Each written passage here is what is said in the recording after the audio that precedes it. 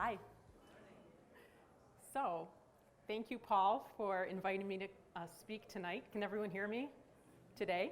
And I also want to thank Paul for creating a community like this, because it's what I've learned in the last 7 years is so important to helping people go through change and for helping people survive and be comforted by the people that they know that are next to you right now. Friends and family are important, but that wider community is extraordinary. So thank you. And the way that I came to speak today is kind of interesting. It's a weird coincidence or synchronicity, serendipity, whatever you call it.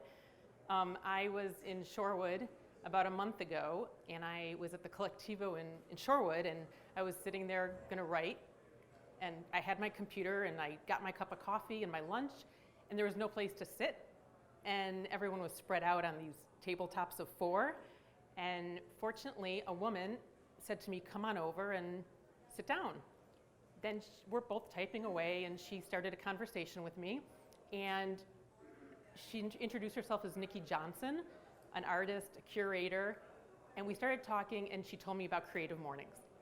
So here I am, and basically what I'm going to do today is talk about my family story for about the first 10 minutes, quickly, and then I'm going to talk to you about a concept called PostTraumatic Growth, not post-traumatic stress disorder, post-traumatic growth. And then I'm going to give you some takeaways from what I learned, and there are a lot of those. So let's see how this works. Okay, so this is my family. It was taken in a holiday, it was our holiday card picture in 2008. So this is my husband, Ron, my daughter, Rachel, who was 9 at the time, my daughter, Sarah, on the very end, who was in 7th grade. No, sorry, 3rd grade. Yeah, I guess 7th grade. And Laura was a freshman in high school, so she was 14. So my husband is a banker. We had moved here like 23 years ago now from Evanston, Illinois. I was fortunate enough to be able to stay home with the kids, and I began a career, a non-paid career in volunteering, and volunteered in the Jewish community in different ways, a preschool program at COA, and that's what we did. We were a pretty uneventful family, normal family, and we followed the rules and things pretty much went our way. And we live in Bayside, so suburban family. So January, February, everything changed very radically. My daughter, Laura, the freshman in high school, started having headaches in mid-January. We called the pediatrician, and the pediatrician said, have her take some Tylenol, call me in the morning kind of thing. But they kept getting worse, and we had all sorts of reasons why it was happening: heavy backpack, pre-puberty, stress from school. She was very academic, very focused, and she, history fair, science fair, all sorts of things. And our family was kind of running crazy because we were planning my second daughter's bat mitzvah, which is an event that was like 150 people coming, that was supposed to be on February 28th. So we were kind of running crazy as a family, balancing everything. So on February 13th, Friday the 13th, she actually goes to the pediatrician finally, and she gets a good neurological exam. We're all happy, but then the headaches come back that next morning. And she'd been having morning and middle of the night headaches. But then they'd come back, we'd give her Tylenol, they'd come back. She went to school on February the 17th. On February the 18th, she woke up. She was laying next to me in bed. She woke up, she threw up. She told me, "Why do you have 4 eyes, Mom?" And within like those next minutes, she had a seizure in the upstairs hallway. So we called 911, rushed her to the hospital, and they told me when she got there, she was awake when we got there, and the doctor told me, "Your daughter has a mass at the back of her head." Okay, so this is like out of the blue.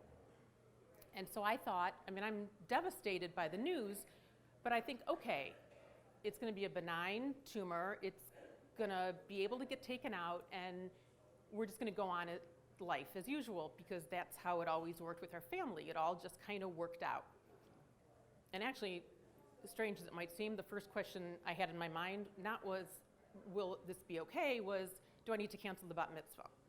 Which is like crazy, but that's what I was thinking. So by the end of the night, they told us that she had this tumor. They could take it out. She'd have brain surgery on Friday. That night, her headaches became worse, and she was in just a normal room, and all of a sudden she stopped breathing. We were in the room. They tried to rush her downstairs. They tried to put a shunt in her head to relieve the brain pressure. And the doctor came out and said, well, the procedure went okay, but she's not responding the way we'd like. So the next thing we did, we went up to the ICU unit where she was connected to about as many machines as possible. And immediately as a mom, I knew she wasn't there. And it was just as simple as that. She wasn't there. So the next 3 days, she really wasn't responding to pain. She wasn't breathing on her own.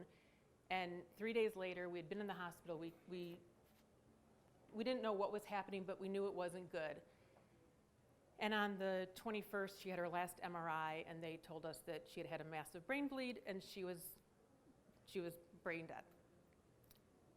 And she had been at school on the 17th, in her class, in her humanities class, doing amazing. She was number 6 at Nicolay. She was academic. She loved to draw fashion designs. She wanted to be editor-in-chief of Vogue magazine. She was a pretty spectacular kid. Every mom says their kid's spectacular. She was my oldest. She was spectacular. I'm going with that. So on the morning of the 21st, organ donation representative came in to us, and they explained, would you be willing to donate your daughter's organs to help save a person's life? And we were reeling already. This was the worst day of our life, and we were being asked to donate our daughter's organs when she had been alive 4 days ago. How do you even grab your mind around that and talk about a moment of religiosity? What happens after you die? I don't care what I had been taught. It all went out the window. And my biggest question was, will she need them? If in any situation that happens after you die, will she need them? But our rabbi was in the room, our daughters were in the room. They all sort of said to us, you really need to do this. And we believed it was a noble concept, but when it comes down to your child, your family member, it's a completely different topic. It becomes a very philosophical, and it comes to the practical. You never think it's going to happen to you. It always is supposed to happen to other people. You hear the stories, you think news stories are news stories. They're not of real people. And all I can tell you is they are of real people. So, all right, I'm not even going to worry about the cards. I know the story. So let's see, where am I next? So we decided to donate our organs, but that kind of went into the back of our mind. Okay, maybe something good came out of it. So obviously we were in grief. We didn't know what society expected from us. We didn't know what we were supposed to do. When was my husband and children supposed to go back to school? They went back to school within about a week and a half, which seems kind of soon, but what do? You're not going to watch, my 9-year-old, how many SpongeBob episodes can you watch? How much can we just sit at home and do nothing? So they went back to school and work, and I was at home, and what do? How long am I supposed to go under the covers and cry and avoid society? So we basically took a deep breath, and we went out into the community, and we got the look of pity. You know what the look of pity is? You know that look? Where like the furrowed brow, and people have the downturned mouth, and they're feeling sorry for us, which I understood. But what I had to learn how to do is meeting Laura's friend's parents in Starbucks, I had to just confront it. I couldn't avoid it, and I knew everyone else was really traumatized by it too, because it wasn't their it was someone very close to their family that had died unexpectedly from a rare form of brain cancer. And what she died of was medulloblastoma, which is only diagnosed 500 times a year in the United States. Pretty small amount of cases, and basically we had won the lottery in reverse. She had won the lottery in reverse. So we basically had to chart our own course in this whole, we had to chart our own course, and I need to go quicker. But what helped us? Friends and family, obviously. I shared the story with everyone, and people gave us love in a way that I've never experienced. The night we came home from the hospital, when Laura had been declared brain dead, we had all of our information on caringbridge.org, which is a site that updates you on health situations. We got emails, we got texts, we got this incoming barrage of Facebook posts, and my daughters were looking at it that night, and we were feeling the community embrace. I can't even describe it. It just felt like we mattered, like people were going to support us. So we needed friends to not ignore us, but to come and be with us.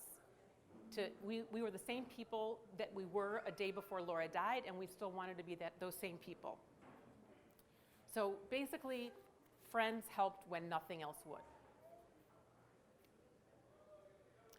Sharing the story. As you can tell, I've shared the story a lot. I'm not as emotional about it now because I've shared it so many times. I could get other people to tear up though, and I still can, because it's an emotional story, but I felt like it needed to be told. And the only way I could do that is because I had to share my vulnerability, and I had to just get over the fact that my life wasn't perfect anymore. No one's life is perfect anymore, but I would talk with someone, I would tell them my stuff, I lowered my bar, and then all of a sudden people would tell me theirs, every single time. And it could be the most perfectly dressed woman who I knew from school, and she would tell me about her miscarriage. She would tell me about her divorce. She would tell me about her parent that was ill.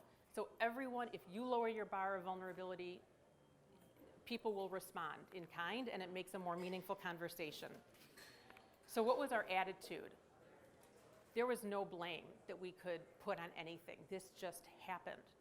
And it wasn't like I didn't want to blame God. I didn't want to blame the hospital, who maybe could have done something a little different, and maybe she would have lived a little longer, but the way it happened, she didn't have to suffer, she didn't have to know her mortality. So we took the good out of it.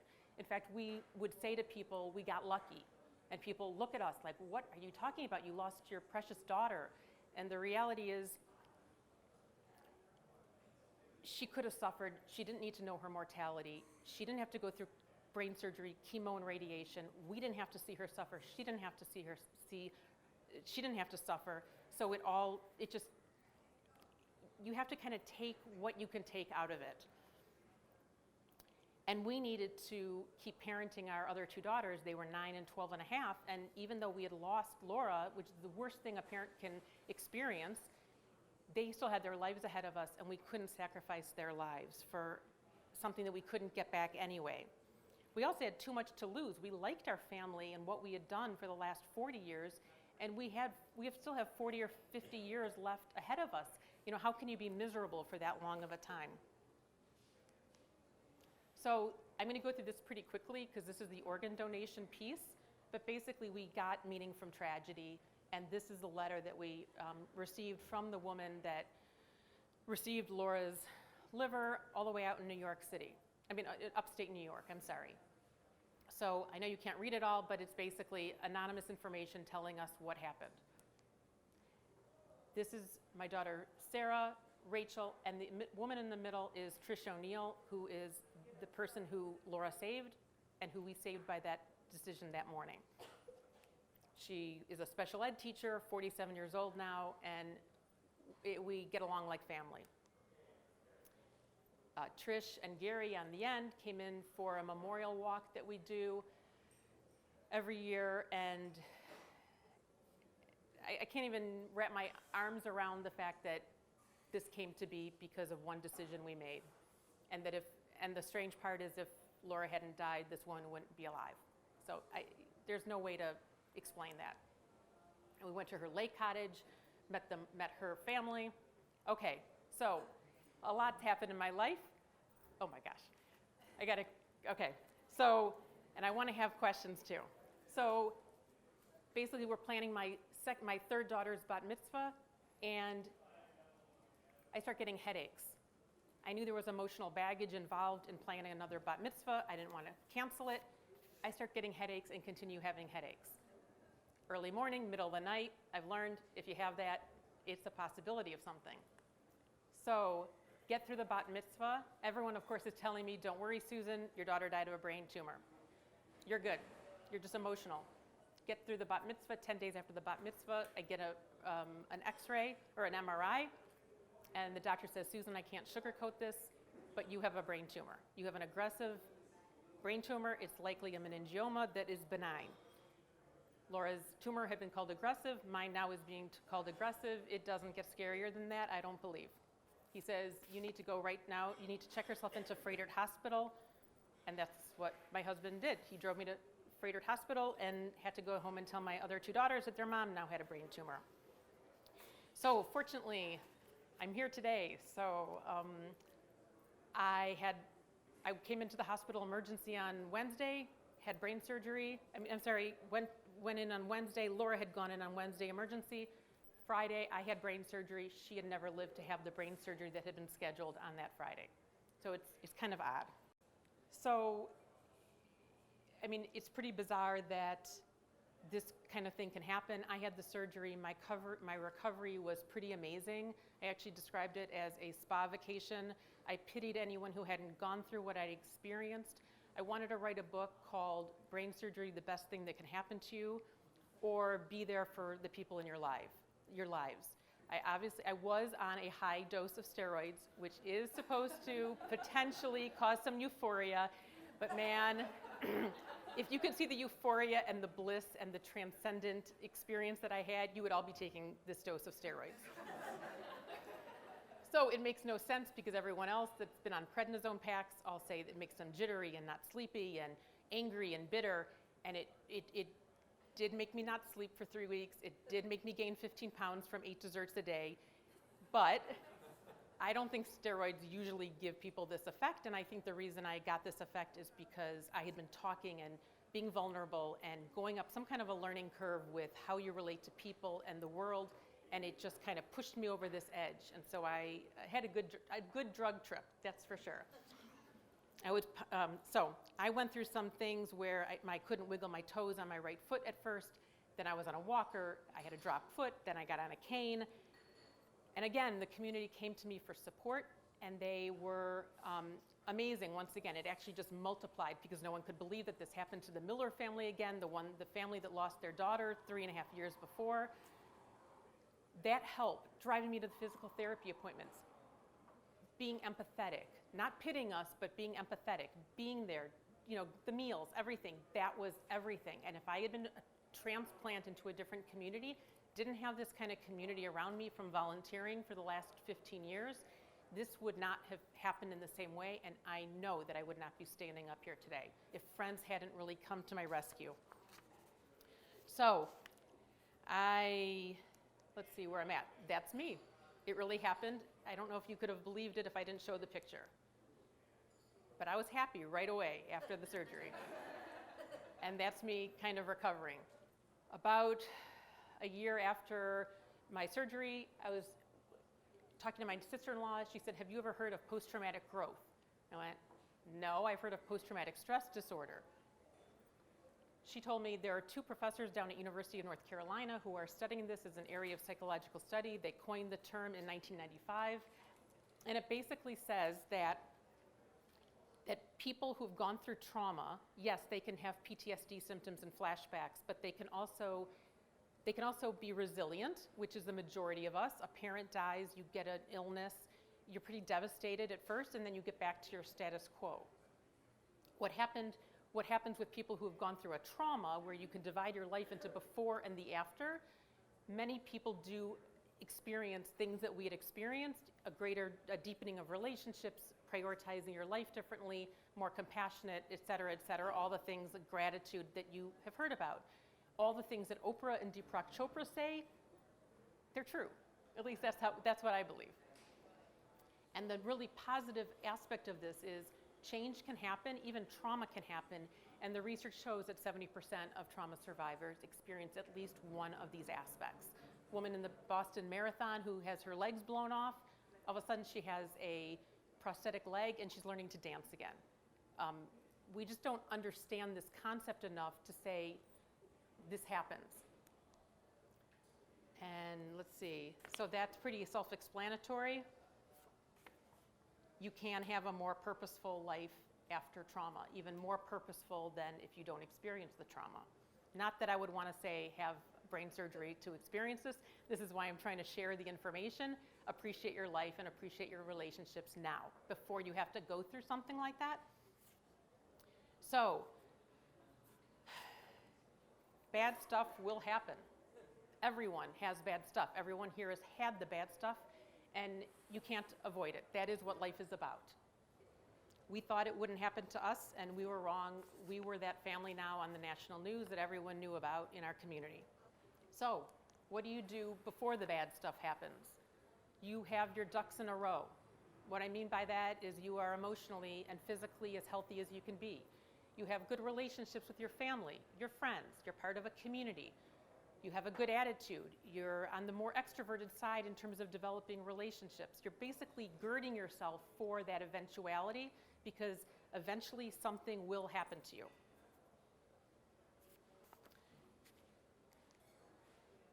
Okay, what happens after the bad stuff happens? You confront the emotions, you don't avoid them. You don't go around them, you don't go under them, you have to go right through them, and it is painful. I don't know if I'm explaining that part as much, but it sucks. And you have to just go through it, and eventually you come out on the other side. You need to accept help from other people. People want to help. And you need to let them help because you need it. And you need to try to reclaim what you loved before about your life, which means you have to have loved your life or liked your life before. It gives you more reason to get out of bed and to go forward because you knew what was good before. And basically what we figured out is that there isn't a ceiling on our future happiness. Even though people wouldn't believe that we could have joy in our life again, that's what people think when something tragic happens, when someone loses a loved one, and especially when a parent loses a child. They think your life's over. They don't know what to do, to say to you. The reality is you don't have a ceiling on your happiness, and that's not what my daughter Laura would have wanted anyway. So that's my spiel.